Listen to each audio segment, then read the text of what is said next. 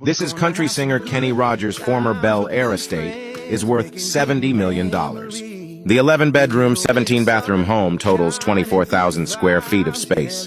The lavish interior includes a master suite that encompasses more than 3,000 square feet, 3 separate living rooms, 7 fireplaces, a billiards room, a formal study, a private 12-seat theater with leather seats. The property also features an outdoor glass elevator that leads to a large ballroom party space with an attached guest suite and a professional-sized gym. The exterior of the house is just as lavish, including an outdoor living area with heated floors and a fully equipped bar, a tennis court with stadium lighting and a viewing area, a hot tub, and extensive landscaping. Kenny Rogers is an American singer and songwriter who has sold over 100 million records worldwide during his lifetime, making him one of the best-selling music artists of all time. He was inducted into the Country Music Hall of Fame in 2013.